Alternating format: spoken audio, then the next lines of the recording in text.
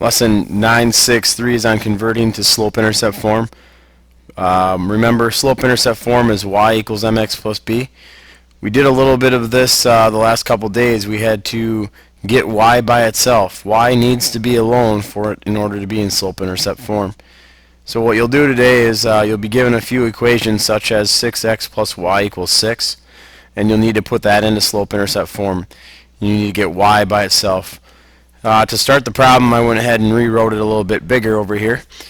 So in order to get y alone, we need to get rid of 6x. In order to do that, we would subtract 6x from both sides. When you work down your paper, y would drop down, equal signs would line up. 6 take away 6x can't happen. They're not like terms. We'd wind up with here y equals negative 6x plus 6. Notice I carry the signs. Up here is a positive 6 and down here it's a negative 6x. I went ahead and I wrote it this way. You can write it as 6 minus 6x.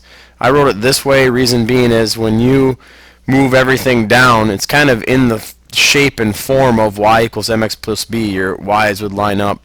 Negative 6 being your slope, and your x's line up, and then your b values line up. So I like to go ahead and write it this way versus the other. Example 2, again, need to get y by itself. Therefore, I need to get rid of this x value. That's a positive x, so I'm going to subtract x from both sides. When I move things down, I'm moving down a negative y.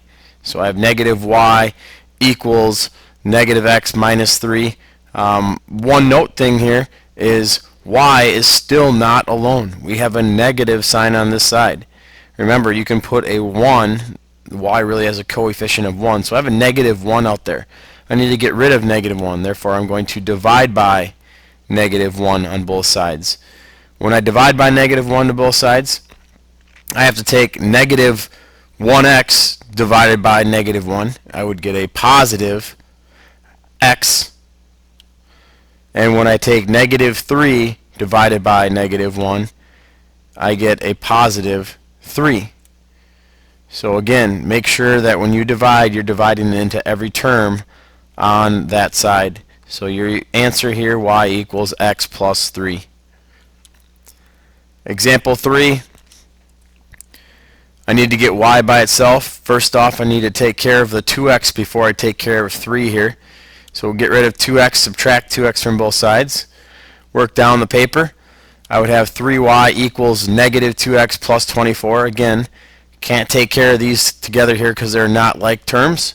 24 does not have an x. Now I need to get rid of 3.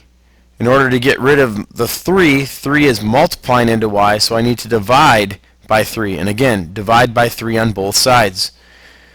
When I divide, I'd get y by itself equals, now I have a negative 2 divided by negative 3. Negative 2 divided by negative 3 is simply can be written like this as a fraction. Negative 2/3, write it next to x because this is 2 divided by 3. And then I take 24 divided by 3 and I get a positive 8. So your answer, y equals negative 2/3 x plus 8. Example 4, last one here. Need to get y by itself. The right side has y, therefore I need to get rid of the 4x and this negative 7. First off, I need to get rid of 4x, so I'd subtract by 4x to both sides. I can take care of the operation on the left side. Negative 42x minus 4x is negative 60 or 46x equals, I would drop down my negative 7y. Next, I need to go ahead and get rid of negative 7, so I'm going to divide by negative 7 on both sides of the equation.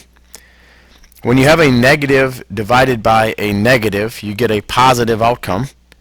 This is 46 divided by 7. That can't really be reduced, so I'm going to go ahead and leave it as 46/7 and drop down my x, and then I'll drop down my y because my negative 7ths would cancel out. So your equation, y equals 46/7 x. This concludes 963, converting to slope-intercept form.